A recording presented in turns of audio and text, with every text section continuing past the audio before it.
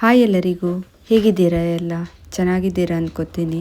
ನಾನಿವತ್ತು ತುಂಬಾ ರುಚಿಯಾಗಿ ನಾಟಿ ಕೋಳಿಯ ಸುಕ್ಕನ ಮಾಡ್ತಾ ಇದ್ದೇನೆ. ಬನ್ನಿ ಹೇಗೆ ಮಾಡೋದಂತ ನೋಡೋಣ. ಸುಕ್ಕ ಮಾಡಲಿಕ್ಕೆ ನಾನಿಲ್ಲಿ 1 kg 800 ಗ್ರಾಮ್ನಷ್ಟು ನಾಟಿ ಕೋಳಿ ಮಾಂಸವನ್ನು ತಗೊಂಡಿದ್ದೇನೆ. ಇನ್ನು ಇದನ್ನು ಬೇಯಿಸಲಿಕ್ಕೆ ಇದೆ. ನೀವು ಹಾಗೆಯೇ ಕೂಡ ಬೇಯಿಸ್ಕೋಬೋದು. ನಾನು ಬೇಗ ಆಗಲಿಕ್ಕೋಸ್ಕರ ಕುಕ್ಕರ್ನಲ್ಲಿ ಬೇಯಿಸ್ತಾ ಇದ್ದೇನೆ. ಕುಕ್ಕರ್ಗೆ ಸ್ವಲ್ಪ ತೆಂಗಿನೆಣ್ಣೆನ ಹಾಕ್ತಾ ಇದ್ದೇನೆ. ಇದಕ್ಕೆ ಸ್ವಲ್ಪ ಜಜ್ಜಿದ ಬೆಳ್ಳುಳ್ಳಿ, ಹಾಗೆ 2 ಎಸಳು ಕರಿಬೇವು, ಹಾಗೆ 2 ಈರುಳ್ಳಿನ ಹಾಕಿ ಚೆನ್ನಾಗಿ ಫ್ರೈ ಮಾಡಿಕೊಳ್ಳಿ. ಇವಾಗ ಚಿಕನನ್ನು ಹಾಕ್ಕೊಳ್ಳುವ.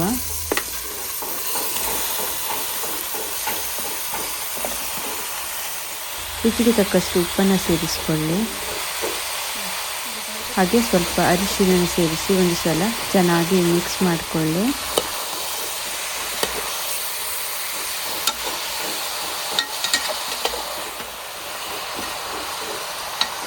ಇದಕ್ಕೆ ಸ್ವಲ್ಪ ನೀರನ್ನು ಸೇರಿಸಿ 3 ವಿಸಿಲ್ ತೆಗೆಯಿರಿ.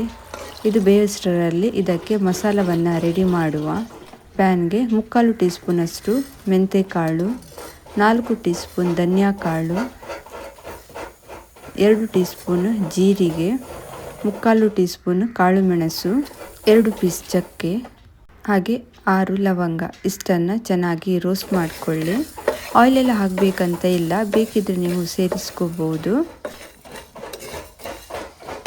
ಕೊನೆಗೆ ಇದಕ್ಕೆ 2 ಟೀ ಸ್ಪೂನಷ್ಟು ಗಸಗಸೆಯನ್ನು ಸೇರಿಸ್ತಾ ಇದ್ದೇನೆ.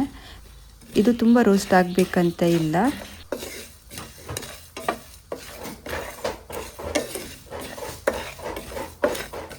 ಇದು ಆಗಿದೆ, ತೆಗೆದು ಬಿಡುವ. ಇದಕ್ಕೆ 30 ಒಣಮೆಣಸನ್ನು ಸೇರಿಸ್ತಾ ಇದ್ದೇನೆ. ಮೆಣಸನ್ನು ಹೆಚ್ಚು ಕಡಿಮೆ ಹಾಕ್ಕೋಬಹುದು. ಮೆಣಸೆಲ್ಲ ರೋಸ್ಟ್ ಆಗಿದೆ. ಇವೆಲ್ಲವನ್ನು ತಣ್ಣಗಾದ ಮೇಲೆ ಮಿಕ್ಸಿ ಜಾರಿಗೆ ಹಾಕ್ಕೊಂಡು ಪುಡಿ ಮಾಡಿಕೊಳ್ಳಿ. ಪ್ಯಾನ್ಗೆ ಸ್ವಲ್ಪ ತುಪ್ಪನ ಸೇರಿಸ್ತಾ ಇದ್ದೇನೆ. ಇದಕ್ಕೆ 2 ಈರುಳ್ಳಿನ ಹಾಕ್ತಾ ಇದ್ದೇನೆ. ಇದನ್ನು ಸ್ವಲ್ಪ ಫ್ರೈ ಮಾಡಿಕೊಳ್ಳಿ. ಸ್ವಲ್ಪ ಕರಿಬೇವನ್ನು ಸೇರಿಸ್ಕೊಳ್ಳಿ. 1 ಮುಷ್ಟಿಯಷ್ಟು ಬೆಳ್ಳುಳ್ಳಿ, ಹಾಗೆ ಸಣ್ಣ ತುಂಡು ಶುಂಠಿ.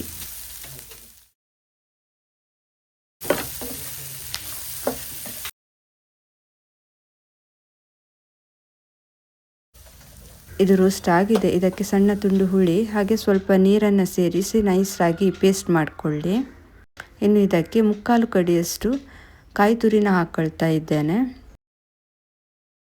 ಹಾಗೆ ಸ್ವಲ್ಪ ಅರಿಶಿನ ಸೇರಿಸಿ ಚೆನ್ನಾಗಿ ರೋಸ್ಟ್ ಮಾಡಿಕೊಳ್ಳಿ.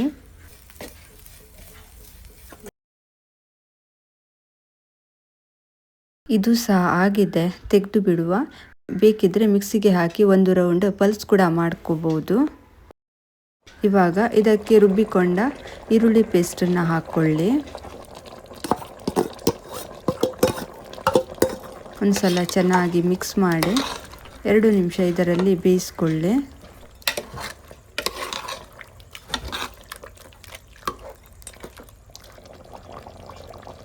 ನೋಡಿ, ಪುಡಿ ಸಹ ಮಾಡಿಕೊಂಡಿದ್ದೇನೆ. ಇದಕ್ಕೆ ಹಾಕ್ಕೊಳ್ಳುವ.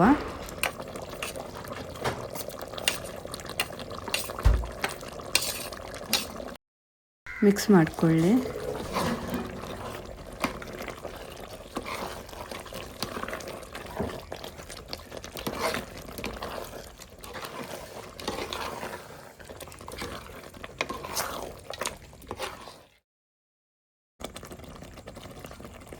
ಸ್ವಲ್ಪ ಉಪ್ಪು ಕಡಿಮೆ ಇತ್ತು, ಸೇರಿಸ್ಕೊಂಡಿದ್ದೇನೆ. ಹಾಗೆ ಇದಕ್ಕೆ ಫ್ರೈ ಮಾಡಿಕೊಂಡ ಕಾಯಿ ತುರಿನ ಸೇರಿಸಿ ಚೆನ್ನಾಗಿ ಮಿಕ್ಸ್ ಮಾಡಿಕೊಳ್ಳಿ.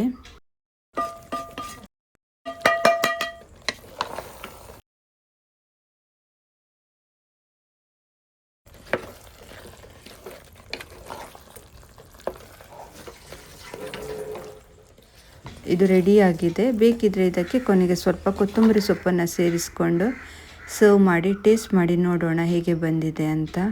ತುಂಬಾ ರುಚಿಯಾಗಿದೆ.